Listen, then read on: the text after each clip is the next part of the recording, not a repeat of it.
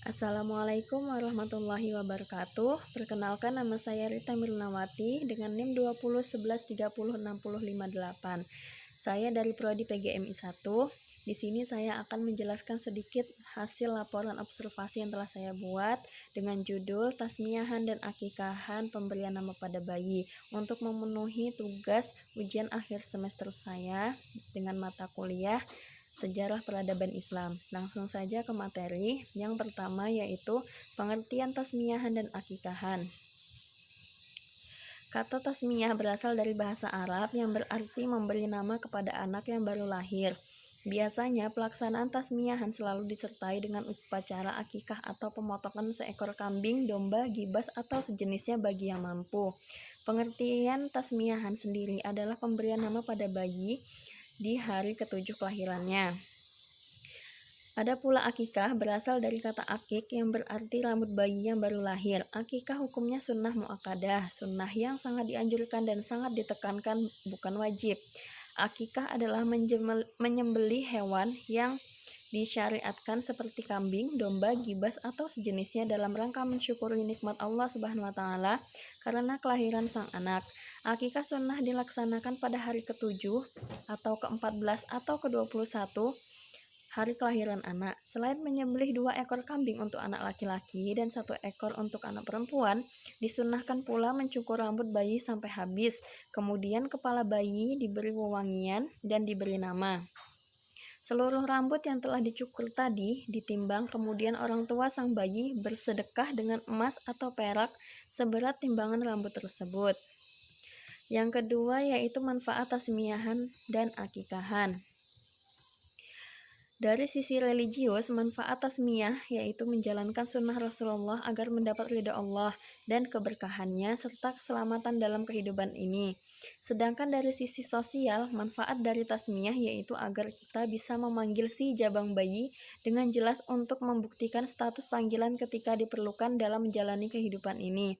Manfaat akikah dari sisi religius yaitu untuk penebus pada anak itu pada Sang Khalik sebagai tanda syukur terhadap harapan yang dikabulkan.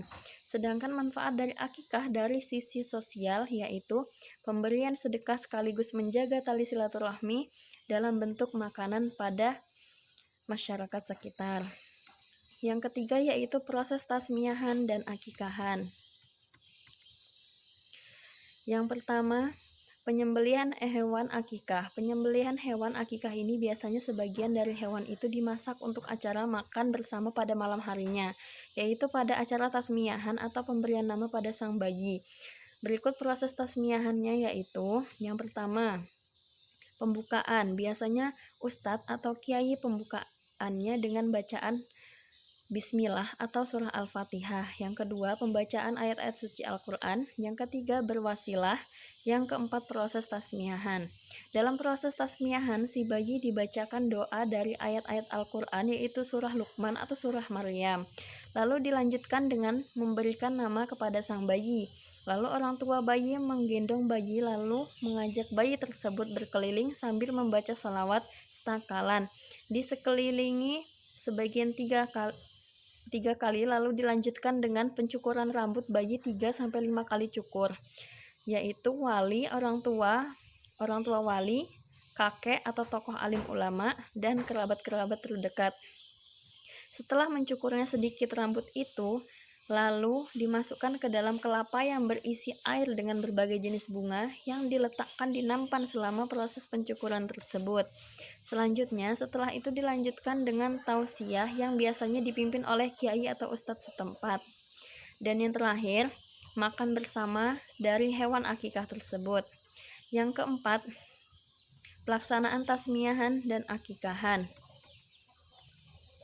Tasmiyahan atau pemberian nama pada bayi biasanya dilaksanakan pada hari ke-7 kelahiran bayi karena semakin cepat bayi tersebut dan ditasmiyahkan, maka semakin cepat pula bayi tersebut mempunyai nama secara resmi. Baik, segitu saja penjelasan yang saya jabarkan. Kurang dan lebihnya saya mohon maaf. Wabillahi taufiq wal hidayah. Wassalamualaikum warahmatullahi wabarakatuh.